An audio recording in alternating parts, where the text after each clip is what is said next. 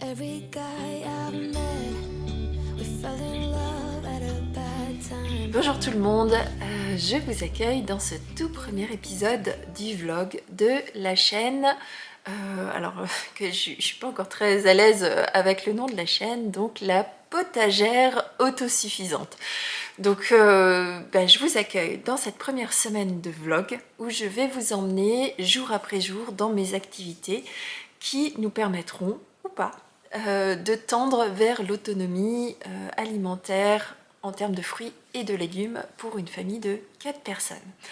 Donc j'espère que cette vidéo vous plaira et je vous laisse tout de suite avec le mois du futur qui va vous emmener à travers mes différentes activités jour après jour pour tendre vers cette autonomie. Je vous souhaite un très bon visionnage. Hello tout le monde, et comme promis, je viens vous voir jour après jour pour vous montrer mes objectifs du jour et comment je vais atteindre ou tendre vers l'autonomie au niveau du potager. Donc, comme je vous ai dit dans l'introduction, l'objectif est de faire petit à petit, jour après jour, une activité de plantation, semis, préservation dans mon potager. Alors, qu'est-ce que j'ai prévu de faire aujourd'hui? Donc aujourd'hui j'ai prévu de repiquer ou de planter un certain nombre de semis qui sont en attente et pour certains qui sont plus que dans l'urgence. Alors qu'est-ce que j'ai dans ma cagette aujourd'hui? Aujourd'hui j'ai quelques salades plus ou moins développées. Donc j'en ai ici, ici, ici. Donc ce sont des laitues reines de mai qui normalement doivent être semées en pleine terre. Mais bon, je vous ai dit, hein, moi j'habite en Alsace. Mon climat, il est continental, donc il fait froid longtemps. Donc pour pouvoir avoir des salades en début de saison, je les sème en intérieur, puis je les repique en extérieur, ça marche très bien. Et donc vous voyez, j'ai des salades qui sont prêtes à exploser ou à prendre leur envol dans le potager. Donc ces salades, je vais aller les intercaler au milieu de mes rangs d'ail pour qu'elles couvrent le sol et comme elles seront bonnes à récolter avant que l'ail soit vraiment gros, elles vont pas se gêner. Alors qu'est-ce que j'ai d'autre dans ma barquette? J'ai quelques petits semis où j'avais fait un test où j'avais semé des épinards Matador que je vais bien sûr semer maintenant en pleine terre aussi. C'est aussi une des activités que je vais faire aujourd'hui. Mais j'en avais testé un ou l'autre en semis. Et donc vous voyez, il y en a très peu qui ont vraiment bien réussi. Donc définitivement l'épinard, ça ne sert à rien, en tout cas chez moi, de les faire en pleine terre. Je vais aussi installer dans mon potager quelques capucines que j'avais semées là aussi en petits godets et qui commencent à me dire au secours, on est à l'étroit. Donc j'en ai que 4 pour l'instant qui sont sortis et donc je vais aller les installer au potager. Autre chose que je voudrais faire aujourd'hui, alors là je me rends compte que je suis peut-être un petit peu ambitieuse, je vais aussi tout simplement semer un petit rang supplémentaire de radis. Je vous montrerai, j'en ai déjà qui sont en train de grossir tranquillement. Donc là ce sont des radis, alors on voit plus rien, mais ce sont des radis de 18 jours. Les graines sont un petit peu anciennes, mais elles sont toutes encore très bonnes à germer, puisqu'elles sont toutes germées dans mon potager. Donc les radis, moi je les fais de manière régulière, tous les 15 jours je fais un petit rang pour qu'on en ait à picorer. Et dernière chose que je voudrais faire aujourd'hui, c'est installer, alors vous voyez, j'avais des oignons dans mon garde-manger qui ont germé. Donc malgré une bonne conservation, bien à l'abri de la lumière, dans une température idéale, elles ont fini quand même par germer en fin de saison. Donc ce que je vais faire, c'est que je vais en installer 4. Donc j'en ai plusieurs qui ont germé, les autres je ne vais pas les garder. Mais là j'en ai gardé 4. L'objectif étant de faire de la graine, de voir si je peux récupérer de la graine d'oignon pour pouvoir faire des semis l'année prochaine, faire mes propres graines plutôt que d'acheter des bulbilles. Donc à voir. Ce sera un test, je ne sais pas ce que ça va donner, mais voilà, elles sont en pleine forme, vous voyez. Hein. Donc je les ai pris chacun à un niveau de développement différent, donc petit, moyen, un peu plus touffus et bien avancés. Et je regarderai comment ils vont évoluer. Donc voilà pour le programme du jour et je vous emmène dans le potager.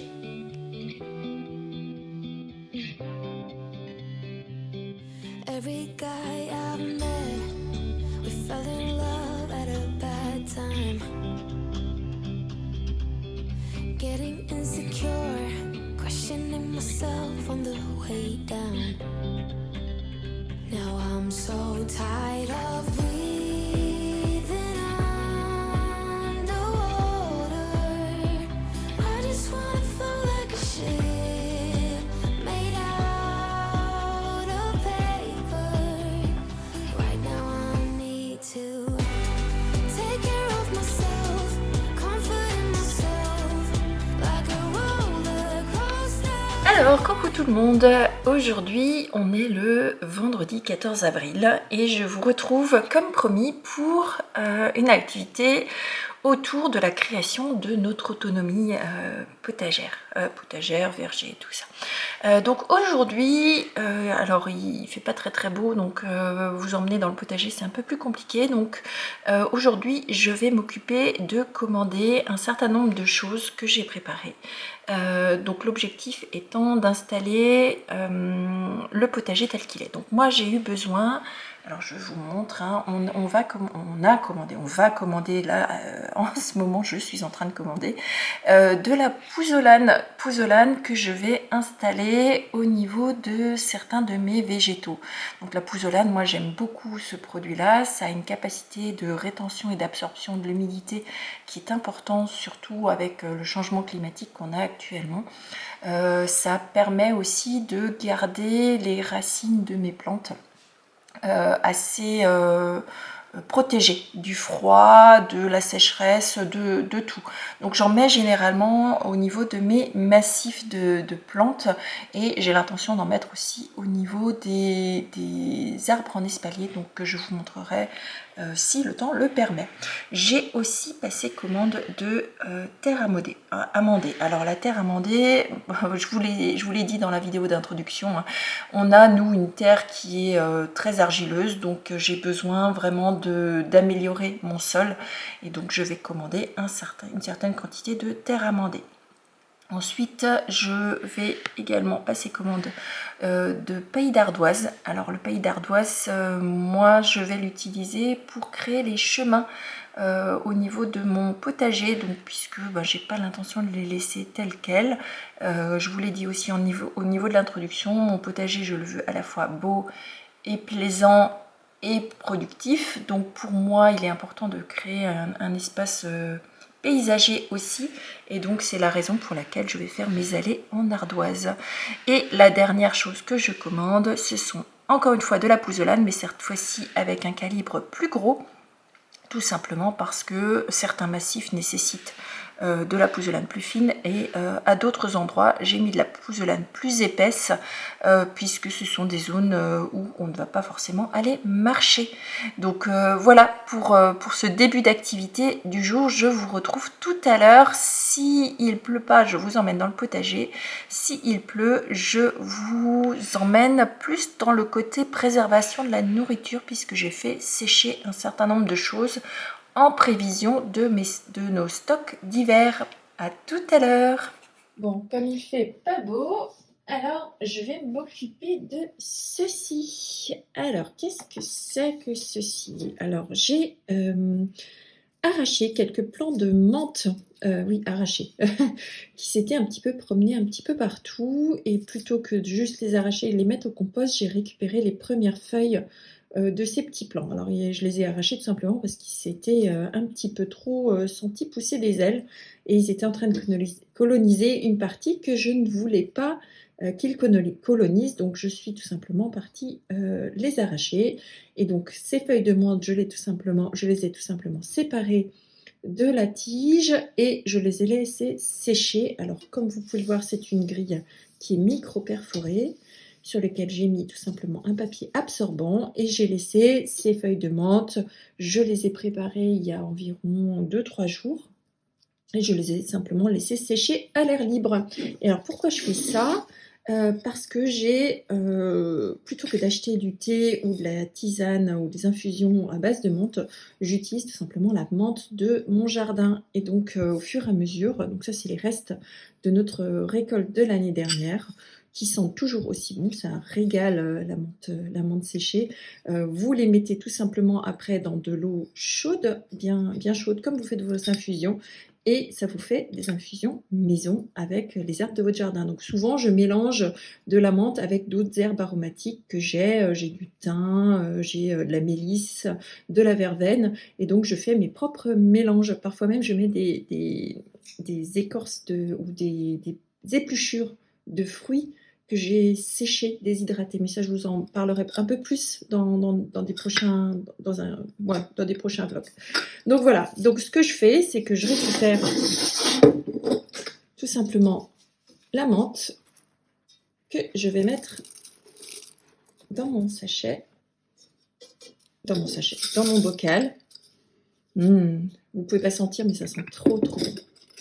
Et donc la menthe, ça se garde aussi longtemps que vous voulez. Le seul risque que vous pouvez avoir avec de la menthe déshydratée, c'est tout simplement qu'elle n'ait plus de goût. Donc, mais ça garde bien son jus. Moi, je ne mets pas de caoutchouc au niveau de mes herbes séchées, tout simplement pour leur permettre de respirer un petit peu, pour éviter tout risque de développement de moisissure ou de quoi que ce soit. Je les laisse telles quelles, donc juste séchées. Vous pouvez les mettre dans un autre type de bocal, ça craint rien. Voilà, ça c'est la première chose. La deuxième chose, et ça c'est l'autre partie de ma grille. Mon autre partie de grille, ce sont de la ciboulette. Alors moi, ciboulette, en ce moment, au jardin, j'en ai des tonnes. Et elle va pas tarder à commencer à faire des fleurs au fur et à mesure. Donc, comme j'en avais des tonnes, je me suis dit que j'allais tout de suite créer mes réserves pour l'hiver prochain. Donc, la ciboulette, je la sèche. Ça, c'est une première façon dont je la conserve. Et en fin de saison, je la coupe et je la congèle, tout simplement, pour en avoir différentes versions. Donc, je sais qu'on utilise 1 à 2 pots complets, nous, de ciboulettes séchées par an. À peu près. Donc là, je vais tout simplement récupérer un pot du commerce que j'utilise tout simplement parce qu'il y a cette fameuse possibilité d'avoir 2 ouvertures. Et je remplis tout simplement mon pot après les avoir séchés. Alors la ciboulette, ça va super vite. Je la récolte, je la coupe en tout petits tronçons. Donc vous voyez des petits tronçons assez fins, d'environ 2-3 mm, et je la laisse tout simplement sécher, pareil, sur un papier absorbant, et en 24-48 heures, c'est sec, température ambiante, pas la peine de le mettre au four pour les sécher. Donc là, je vais tout simplement rajouter dans mon bocal actuel. Hop.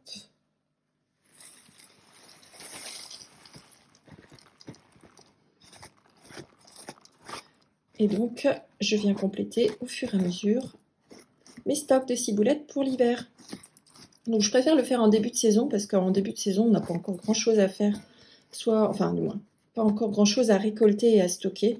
Alors que quand on sera rendu dans les beaux jours, j'aurai certainement plus le temps de m'occuper de la ciboulette ou des herbes aromatiques. Donc, c'est quelque chose que je fais généralement en début de saison pour pas oublier, et en toute fin de saison pour compléter si vraiment je vois qu'on n'en avait pas assez. Et en pleine saison, je la laisse monter en fleurs pour qu'elle puisse dégrainer et me recréer des quantités pour l'année suivante. Et donc voilà, alors ça prend du temps. Là, vous avez environ 3 grands plateaux. Alors, grand plateau, quand je dis grand plateau, c'est deux côtés. Et pour faire un côté, il me faut à peu près une bonne poignée de ciboulettes que je coupe en petits morceaux. Donc là, vous avez dans ce bocal-là, déjà 6 ou 7 grosses poignées de ciboulettes que j'ai coupées en morceaux. Vous voyez, il m'en reste encore pas mal à faire, mais ça, ce sera au fur et à mesure. Là, je vais la laisser respirer un petit peu pour pas non plus la ratiboiser complètement. Mais voilà. Voilà pour mon petit geste de préservation de nourriture pour l'hiver. Je vous présente mes voisins les moutons. Sous l'œil averti de la princesse.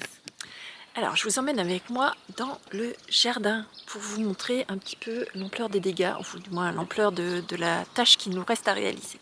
Donc, toute cette partie ici, c'est tout ce qui va être transformé en potager. Et donc, ici, là, c'est la fameuse emplacement de la serre qui va arriver dans les prochains temps. Bonjour Minette. Ma fidèle assistante qui me suit partout. Hein. Donc on a bâché, bien sûr on va enlever toutes ces bâches, hein, on va pas les laisser en place, mais on a commencé à mettre en place les fondations de la serre, puisqu'il s'agit d'une serre horticole en verre, donc c'est assez lourd, et donc ça va arriver dans les prochains jours. Et mon boulot du jour, parce que vous voyez à quel point on part de rien, hein, on part de zéro. Ici c'est de la terre, de mauvaise qualité puisque c'est de la terre, c'est de la glaise. Par contre, on va améliorer tout ça. Donc mon boulot d'aujourd'hui, donc on a enlevé, je ne sais pas si vous le voyez ici, vous avez encore ici et là des souches. D'ailleurs, il nous en reste encore une ici à arracher. Mais mon boulot du jour, c'est d'évacuer cette partie-là. Donc, soit d'en faire du petit bois de chauffage, soit d'en faire du broyat.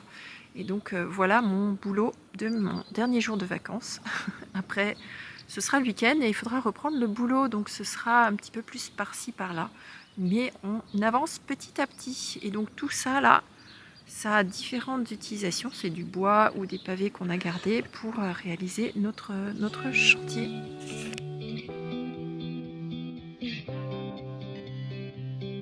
Every guy I've met, we fell in love at a bad time. Getting insecure, questioning myself on the way down. Now I'm so tired of breathing underwater. I just wanna float like a ship made out of paper. Right now I need to take care of myself, comforting myself like a roller coaster. One week I am up, next one I'll be down, but I'm getting closer to a stronger me, feeling free like a roller coaster. One stronger me, feeling free. Coucou tout le monde, alors je vous retrouve quelques jours plus tard pour vous montrer l'avancée de nos travaux. Alors avant de vous emmener montrer ça, je voudrais vous montrer ce qui a fleuri ce matin pour mon plus grand plaisir. C'est la première fois que notre cerisier du Japon nous donne des fleurs. Alors je vous montre. Regardez comme c'est joli.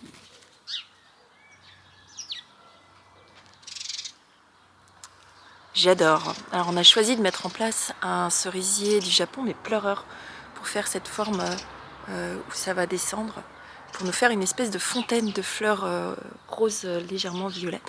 Donc c'est pour mon plus grand plaisir. Donc maintenant je vous emmène vous montrer la suite des travaux parce qu'on a pas mal avancé. Alors voilà l'état de où on est actuellement. Donc on a tout dégagé, tout le bois, tous les pavés, tout ça qu'il y avait ici.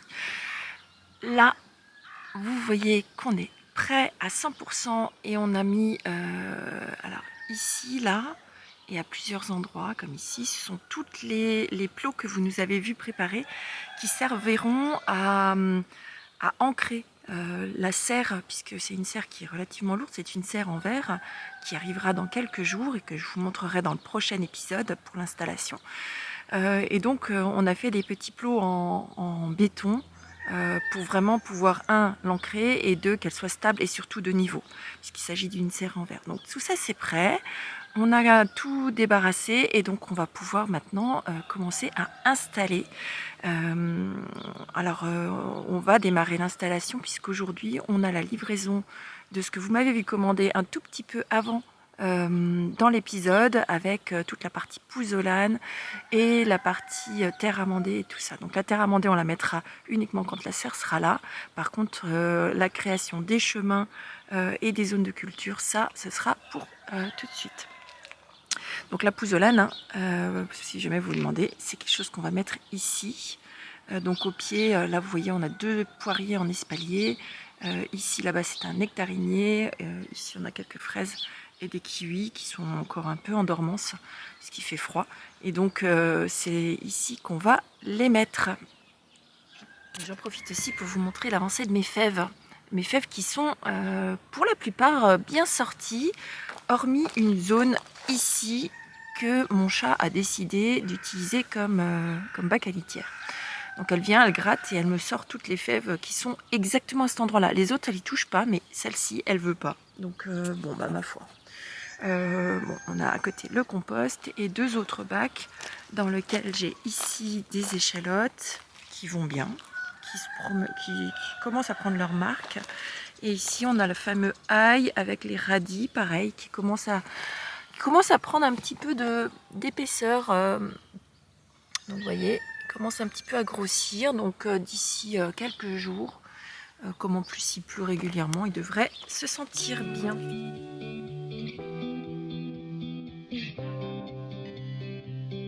Every guy I've met, we fell in love at a bad time.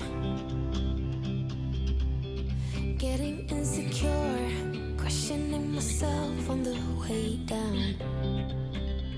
Now I'm so tired